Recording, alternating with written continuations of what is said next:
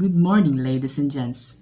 Let me introduce again. I am Eduardo Jr. M. Cartilla, a BS Mathematics 1A student, and I am here to provide my answers regarding the questions of my spiritual self.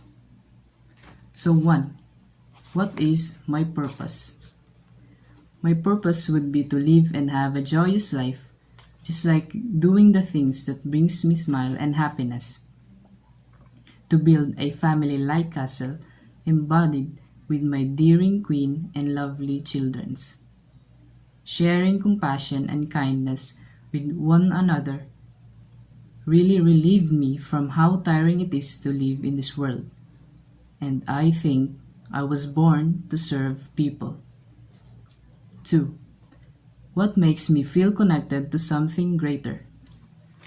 The things that makes me feel connected to something greater are individual goals, family, community, religion, spirituality, and values.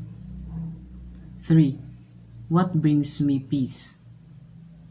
I am at peak in terms of how peaceful I am when I am alone. I almost do also hobbies like reading, singing, making artworks, and playing online games.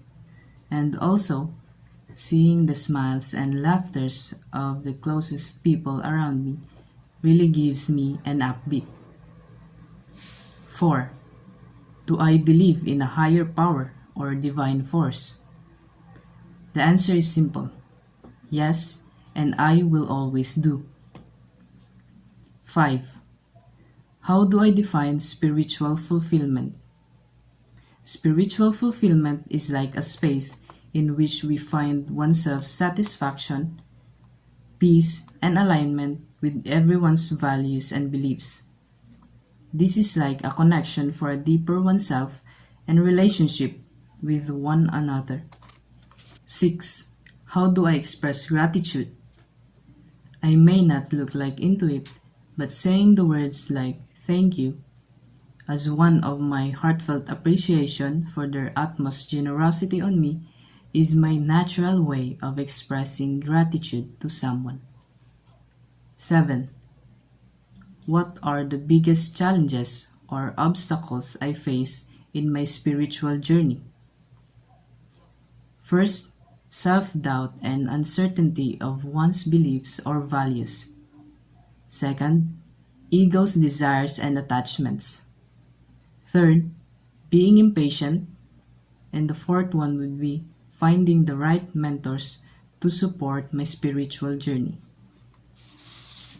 8. How do I deal with doubts or changes in my spiritual beliefs?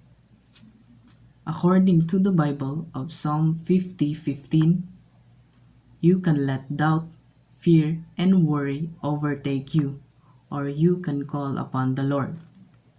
God has promised that if you call upon Him, He will deliver you. The prayer has become my medium in communicating with the higher power about the doubts or changes in my spiritual beliefs. And the last question would be, what are my spiritual goals? First, cultivating inner peace. Second, meditation. Third, showing compassion and kindness to everyone. Fourth, volunteerism. And the fifth one would be practicing mindfulness.